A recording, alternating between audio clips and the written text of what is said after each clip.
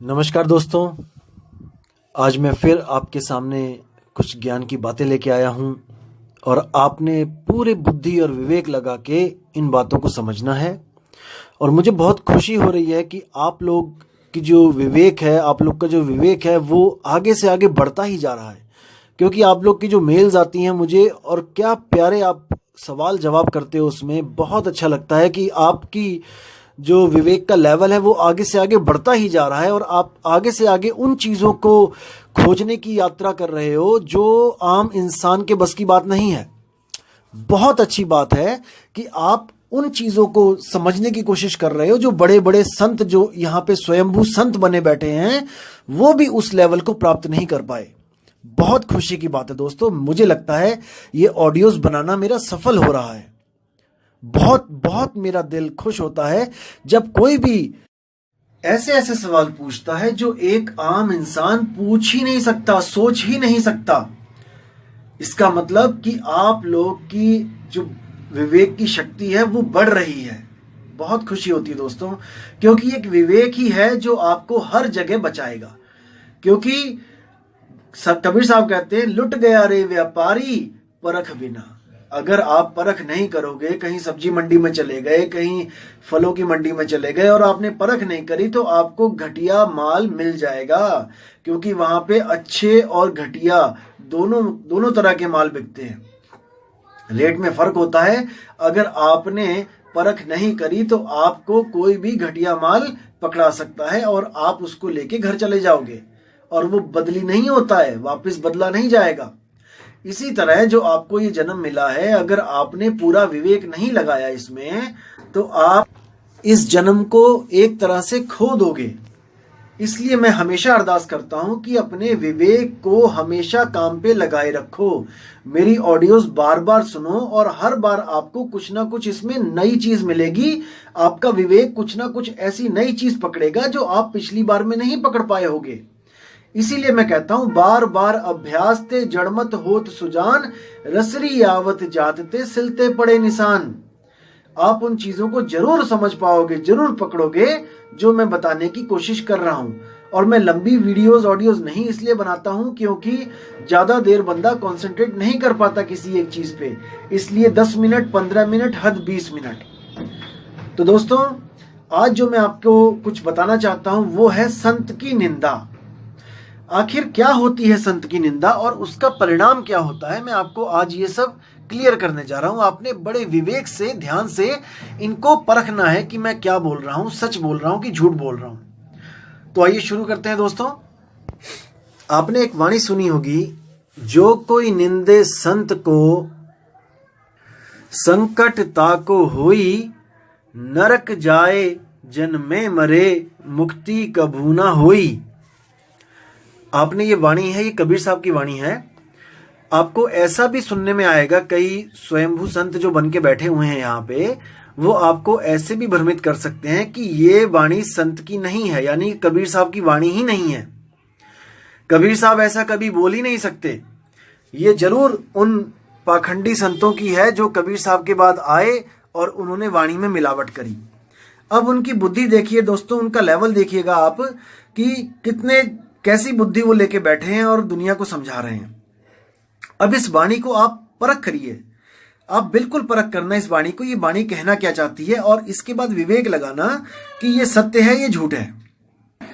और कई तो ऐसे आपको लोग मिलेंगे जो आपको कह देंगे कि अगर संत की निंदा करने से अगर नरक मिलता है, बार बार मरना जन्मना पड़ता है, तो वो सर्क तो सांप और बिच्छू के समान है। अब बुद्धि देखिए दोस्तों उनकी। मतलब कि हैरानी भी होती है कई बार कि ऐसे ऐसे लोग अपने आप को संत घोषित कर चुके हैं स्वयंभू, जो इन वाणियों तक को नहीं समझ पाए। तो आज मैं आपको हर चीज क्लियर करूंगा दोस्तों कि ये वाणी क्या कह रही है। और भी कई ग्रंथ हैं जिनमें संतों की जो निंदा है उसको क्या क्या बोल के बताया गया है, मैं वो भी आज आपको क्लियर करूंगा। तो दोस्तों, पहले तो आपको बता दूं कि संत कभी भी किसी को कोई श्राप नहीं देते, कभी पलट के वार नहीं करते, कभी किसी को बद्दुआ नहीं देते। संत तो अमृत होते हैं।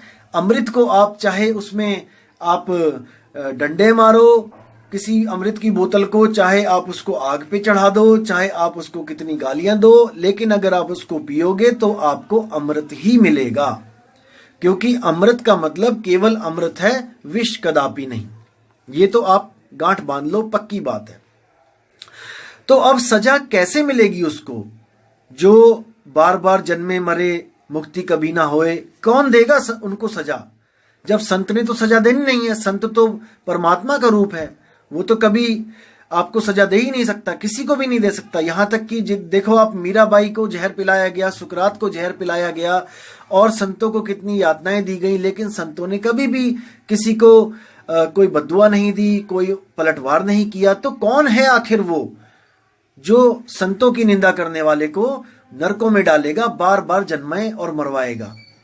आइए विचार करते हैं दोस्तों। जैसे आपने किसी शादी पार्टी में कहीं पे गए, आप भोजन खाने गए, और वहां पर क्या हुआ कि किसी ने गलती से उसमें कोई ऐसी चीज मिला दी जिससे वो विष हो गया, वो उसमें जहर मिल गया। मान के चलो कि कोई सांप गिर गया या कोई छिपकली गिर गई उसी भोजन में, और वो बहुत ज्यादा उसमें जहर हो गया। लेकिन आपने और कई लोगों ने उस भोजन को खा लिया। अब जैसे ही उसको खाया तो कुछ समय के बाद वो असर करना शुरू करेगा। जैसे मान के चलो कि 5 घंटे बाद असर उसका शुरू होगा जहर का, और 1 घंटे के अंदर मौत हो जाएगी, यानी 6 घंटे में बंदा मर जाएगा। तो जैसे ही हलवाई को पता लगा कि अरे गलती से इसमें कोई चीज गिर गई है जिससे ये सारा भोजन विषैला हो गया है, तो उसने क्या किया, उसने डॉक्टर को फोन किया। उसने डॉक्टर को फोन किया कि डॉक्टर साहब, यहाँ पे कई लोगों ने ऐसे ऐसे गलत खाना खा लिया है, इनको प्लीज आपके इलाज की बहुत जरूरत है। डॉक्टर वहां पे अपना अटैची लेके आ गया और उसमें दवाइयां वो देने लगा लोगों को। जो समझ गया था कि हमने गलत जहर खा लिया, हमने गलत भोजन खा लिया, वो तो उसको दवाई को लेने में कोई हिचकिचाहट नहीं करी और बड़े आराम से दवाई भी खाई और उसके पैरों में भी पड़े कि डॉक्टर साहब आपने हमारी जान बचा ली। लेकिन उनमें कुछ लोग ऐसे थे जो अहंकारी टाइप में थे, जो बहुत बड़े अहंकारी थे कि जो हमें पता है वो किसी को नहीं पता। उन लोग ने क्या कहा कि मुझे तो कुछ नहीं हो रहा है, मैंने तो ऐसा कुछ नहीं खाया है, क्योंकि असर तो 5 घंटे में होगा, तो अभी 1-2 घंटा हुआ है, तो इसलिए वो सोचते हैं कि हमें तो कुछ नहीं हो रहा है, दुनिया पागल है जो दवाई खा रही है, ऐसा कुछ नहीं हुआ है।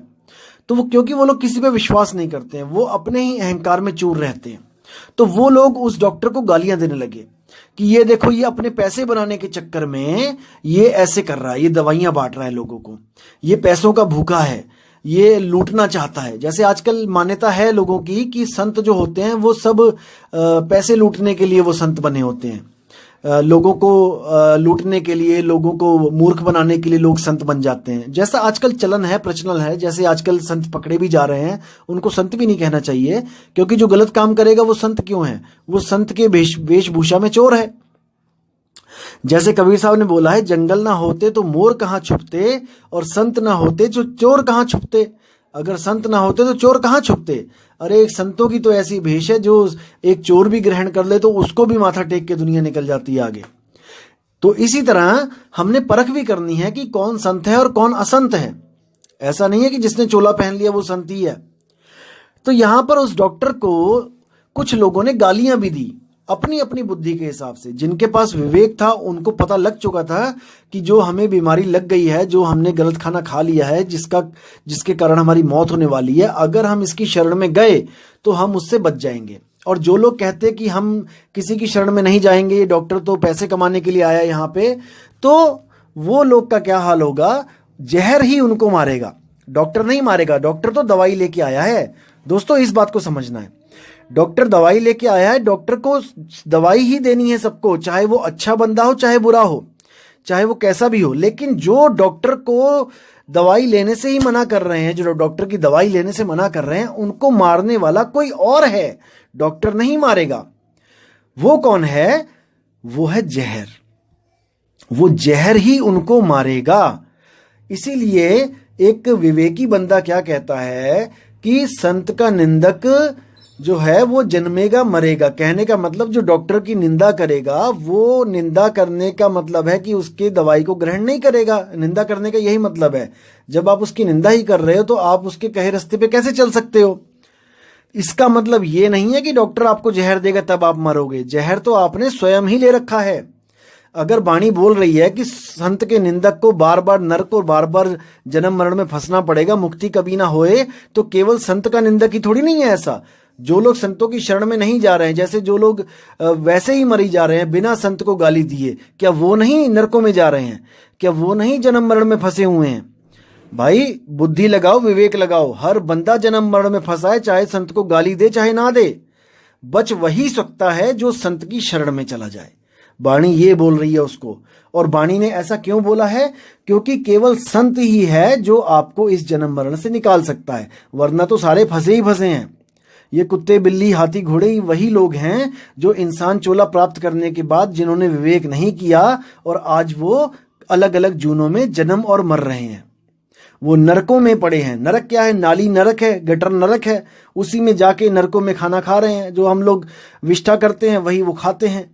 तो यही वो नरक है। और नरक क्या है? गधा लगा लो, घोड़ा लगा लो, 24 घंटे चाबुक पड़ रहा है पीठ पे। हम लोग के कोई डंडा मारे हम तो हाथ से रगड़ के थोड़े शांत भी हो जाते हैं। उसकी पीठ पे रगड़ने वाला कौन है? वो बेचारा खाल इधर उधर करता रहता है। हाथ पैर तो उसके लग नहीं सकते वहां पे, वो उसको मल नहीं सकता जहां पे डंडा पड़ा है। तो वो नरक है। वो रोता रहता है, पीछे डंडे पड़ते रहते हैं, आगे वो रोता रहता है। अगर हम लोग ने विवेक नहीं किया, हम लोग संत की शरण में नहीं गए, तो हमारे साथ भी यही होगा। ये कोई डराने वाली बात नहीं है। मैं किसी को डरा नहीं रहा हूं। जो कई लोग कहते हैं कि डरा के भक्ति करवाई जाती है, भैया मत डरो, लेकिन सामने जो दिख रहा है उस पर यकीन तो करो। क्या गधों के साथ परमात्मा की कोई दुश्मनी थी जो उनको केवल गधा बनाया? या कुत्तों के साथ कोई दुश्मनी थी उनको कुत्ता बनाया? सब अपने कर्मों के हिसाब से शरीर को धारण करते हैं। तो इन बातों को समझना है, इस पे विचार करना है। संत का निंदक कौन होता है? जो कभी भी गुरु धारण नहीं करता है और वो बार बार नरकों में जाएगा, बार बार जन्म मरण उसको होगा। इसका मतलब ये नहीं कि संत उसको मार रहे हैं, बिल्कुल नहीं। उसको उसी के कर्म मार रहे हैं, क्योंकि संत कर्म बदलता है। संत कभी आपको ऐसा नहीं कहेगा, कोई चमत्कार कर देगा कि आप यहां से सतलोक पहुंच गए, यहां से कहीं और पहुंच गए। संत आपके कर्म बदलता है। आप मीट खाते हो, संत मीट छुड़वाता है। आप शराब पीते हो, संत शराब छुड़वाता है। आप मछली अंडे खाते हो, संत मछली अंडे छुड़वाता है। अगर आप व्यभिचार करते हो, संत व्यभिचार छुड़वाता है। तो जब आपने सारे बुरे कर्म छोड़ दिए हैं और पुराने जो कर्म किए हैं उसके लिए आप भक्ति कर रहे हो, अपने निज स्वरूप को प्राप्त कर रहे हो, तो आपका लेखा जोखा खत्म हो जाता है। सिंपल सी बात है। अब जैसे हम लोग मूर्ख बोल देते हैं, तो मूर्ख कोई गाली नहीं होती भाई, फिर से समझ लो। मूर्ख, मूर्ख का मतलब क्या होता है? जो मुंह में आई बात को बिना सोचे समझे 10 लोगों के सामने रख देता है। मुंह रख, जो विवेक नहीं लगाता, बुद्धि नहीं लगाता कि मैं क्या कहने जा रहा हूं। जैसे कई मूर्ख संतों की बाणियां पढ़ते हैं, वो समझ नहीं पाते और उसका उल्टा अर्थ 10 लोगों के सामने रख देते हैं। उसको मैं मूर्ख कहता हूं। मैं कोई बहुत बड़ा ज्ञानी नहीं हूं जो मैं अपने आप को ज्ञानी बोलूं और किसी और को मूर्ख बोलूं, नहीं। मैं मूर्ख केवल उन लोग को बोलता हूं जो बिना सोचे समझे किसी को भी गलत सिद्ध करने में लग जाते हैं। जैसे कई मूर्ख ऐसे भी हैं जो कबीर साहब को, नानक साहब को भी मूर्ख कहने में परहेज नहीं करते, उनको भी अज्ञानी बोलने में परहेज नहीं करते। तो मैं स्पेशल उन लोग को बोलता हूं मूर्ख, यानी जो मुंह में आ गया वो बक दिया, बिना विवेक किए, बिना सोचे समझे कि क्या वो लोग ऐसे हो सकते हैं कि उनको ज्ञान नहीं है। जो सारी दुनिया को रास्ता दिखा के गए, क्या वो लोग ऐसे हो सकते हैं कि वो भटक जाएं रास्ते से? तो ऐसे लोगों को मैं मूर्ख बोलता हूं। आप बिल्कुल माइंड ना करें कि मैं किसी को गाली दे रहा हूं। और जो लोग बोलते हैं कि कबीर पंथ के जो आगे गुरु आए हैं कबीर पंथ में, उन्होंने वाणियों में मिलावट करी है, तो उनके लिए मैं एक बहुत अच्छी वाणी लेके आया हूं बाबा नानक की। इससे आपको पता लग जाएगा कि हर संत ने बोला है कि संत का निंदक नरकों में जाता है। देखिए वाणी क्या कहती है। नानक संत भावै ता ओई भी गति पाही। मतलब कि अगर किसी संत को आप भा जाते हो या आपको कोई संत भा जाता है, तो आप भी उस संत की गति तक पहुंच सकते हो जहां तक वो संत पहुंचा हुआ है। संत का निंदक महाअत्ताई, अत्ताई होता है जो बुरे कामों की हद कर देता है, जो यानी कि संत का निंदक महाअत्याई, महाबुरे कर्मों का लेखा उसके सिर पे चढ़ जाता है। कैसे चढ़ जाता है? जब वो मुक्ति प्राप्त नहीं करेगा तो सारे जितने भी हैं अपने कर्म, उसका लेखा जोखा उसको देना पड़ेगा, तो वो अत्ताई हो गया। संत का निंदक खिन टिकन न पाई, यानी कि संत का निंदक एक पल भी उस परम शांति को प्राप्त नहीं कर सकता, वो जन्म मरण में फंसा ही रहेगा। संत का निंदक महाहत्यारा, अब उस संत के निंदक को महाहत्याओं का पाप लगेगा। कैसे भाई? जब वो 84 में जाएगा तो कुत्ता बनेगा बिल्ली को मारेगा, बिल्ली बनेगा चूहे को मारेगा, शेर बनेगा हिरणों को मारेगा, तो महाहत्याएं उसको लगेंगी, उसका कर्म उसको छोड़ेगा नहीं। संत का निंदक परमेश्वर मारा, यानी कि संत के निंदक को परमेश्वर के द्वारा भी इसमें बोला गया है कि मरण जन्म लगा रहेगा, परमेश्वर भी उसकी मदद नहीं कर सकता, क्योंकि परमेश्वर ने ही तो संत को भेजा था कि जीवों को बचा लो, जीवों को पार करो, उनको नाम दो, यहां से मुक्त करो, और उसी की निंदा कर दी तो भाई दूसरा कोई ऑप्शन ही नहीं है। अब आगे कहते हैं संत का निंदक राजते हीन, यानी कि बहुत बड़े बड़े राजा जो संतों की शरण में ना जाने के कारण अगले जन्म में भिखारी बन जाते हैं। संत का निंदक दुखिया और दीन, वही बात आ गई कि बहुत दुखी हैं, बहुत दीन हो जाते हैं, बहुत भिखारी बन के भटकते हैं। संत के निंदक को सर्व रोग, संत के निंदक को सर्व रोग मतलब ये नहीं कि उसको टीबी हो गया, हैजा हो गया, सर्व रोग मतलब कि जन्म मरण, क्योंकि जन्म मरण है, शरीर है तो हर रोग लगेगा ही लगेगा। संत के निंदक को सदा वियोग, यानी कि वो कभी भी एकाकार नहीं हो सकता परमात्मा के साथ, वो हमेशा वियोग यानी कि अलग ही रहेगा। संत की निंदा दोख माही दोख, यानी कि दोख यानी पाप, कि पापों में बड़ा पाप, वो संत की निंदा है। नानक संत भावै ता उसका भी होई मोख, जिसको संत भा जाते हैं, जो संत के कहे अपने जीवन को ढाल लेते हैं, उनका भी मोक्ष, क्योंकि संत का मोक्ष तो पक्का ही है, और उसका भी मोक्ष हो जाता है जो संतों की शरण में चले जाते हैं। संत का दोखी सदा अपवित्र, यानी कि संत का जो दोखी है वो हमेशा अपवित्र रहेगा, वो पवित्रों की गिनती में आ ही नहीं सकता। संत का दोखी किसी का नहीं मित्र, वो किसी का मित्र भी नहीं रहेगा। संत के दोषी को डान लागे, डान यानी डन, जैसे कोई जिसे जुर्माना बोल देते हैं, डन।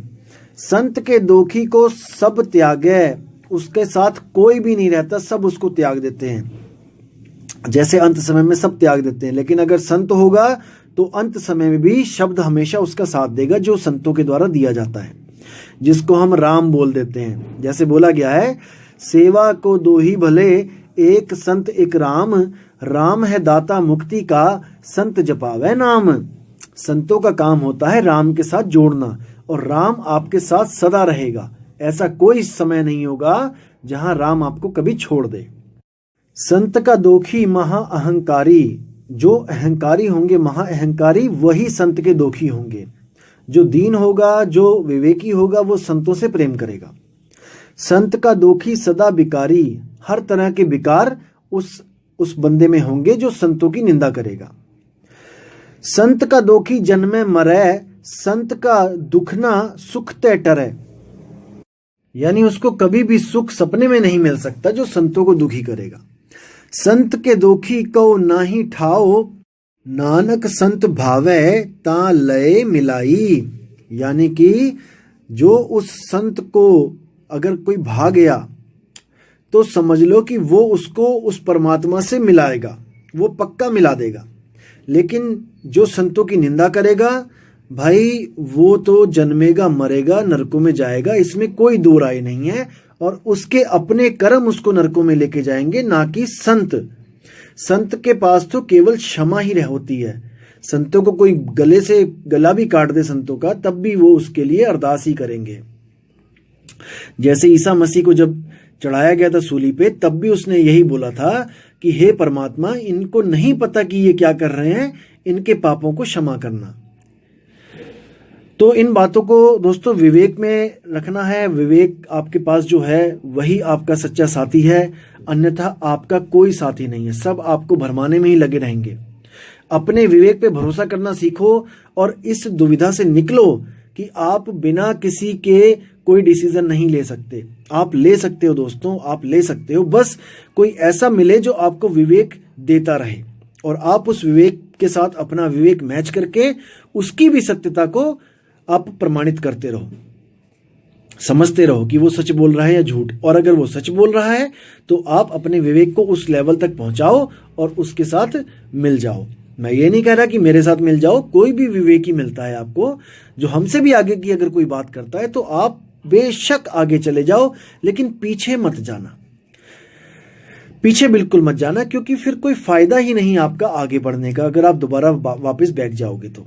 हाँ, अगर इस ज्ञान से आगे आपको कहीं भी इस दुनिया में ज्ञान मिलता है तो कोई बंधन नहीं है दोस्तों, कोई बेड़ियां नहीं डली हैं, आप तत्काल ही गुरु को त्याग सकते हो और अगला गुरु धारण कर सकते हो। इसमें गुरु कभी आपसे नाराज भी नहीं होगा, क्योंकि याद रखना दोस्तों, 10वीं पार करने के बाद जो गुरु 10वीं तक पढ़ाते हैं वो कभी नहीं चाहते कि आप उन्हीं के स्कूल में रहो, अटके रहो, नहीं। वो आपको कॉन्ग्रेचुलेशंस करते हैं कि आपने 10वीं कंप्लीट कर ली, अब आप आगे किसी और स्कूल में एडमिशन लो, आप 11वीं और 12वीं करो। तो इस तरह जो सच्चा गुरु होता है वो कभी आपको बंधन में नहीं डालेगा कि आप केवल यहां रहो। तो दोस्तों, आज का ज्ञान मैं यही समाप्त करता हूं और अगले ऑडियो में मैं आपको कुछ वाणियां ऐसी लेके आऊंगा जिससे आपके भ्रम के पर्दे हमेशा के लिए खुल जाएंगे और आपको एक नई राह दिखाई देगी जो आज तक हमें किसी ने नहीं बताई थी। तो दोस्तों, उम्मीद करता हूं आपको ऑडियो अच्छा लगा होगा और आपने इसको बहुत मन लगा के सुना भी होगा, और आगे से आगे अपने जो घनिष्ठ मित्र हैं, अपने जो विवेकी, अपने जो साथी हैं, अपने रिश्तेदार हैं, आप उनको भी ये शेयर करते रहिए, क्योंकि पता नहीं कौन सी आत्मा कहाँ पर उस परमात्मा के लिए तड़प के बैठी है और उसको कोई रास्ता नहीं मिल पा रहा है, और अगर मिल भी रहे हैं तो अधूरे रास्ते मिल रहे हैं जो वहां तक पहुंचते नहीं हैं। तो दोस्तों, अगर आप ये शेयर करोगे तो आपको भी इसका लाभ होगा, परमात्मा आप पर भी पूरी दया रखेगा, क्योंकि आप जरिया बन जाते हो सच्चे मार्ग तक किसी को पहुंचाने का। तो दोस्तों, उम्मीद करता हूं आपको सब विवेक से हर चीज समझ में आ रही है, और कोई भी सवाल होता है आप मुझे मेल कीजिए, आपका जरूर उत्तर दिया जाएगा। ऐसी कोई सवाल नहीं जिसका उत्तर संतों के पास नहीं होता। हमारे जो गुरुजी महाराज हैं, ऐसा कोई सवाल का जवाब नहीं जो उनके पास नहीं है। तो दोस्तों, अब विदा चाहूंगा और आपसे उम्मीद करूंगा कि आप हमेशा मेरी वीडियो जो ऑडियो में बना रहा हूं इसको बार बार सुनें और इसको विवेक के द्वारा अपने अंतरात्मा तक पहुंचाएं। तो विदा चाहूंगा दोस्तों। जय गुरु बंदी छोड़ कबीर साहिब, जय गुरु बंदी छोड़ मदन साहिब, जय जय गुरु बंदी छोड़ वैराग साहिब जी की सदा ही जय हो। साहिब बंदगी सतनाम। नमस्कार दोस्तों,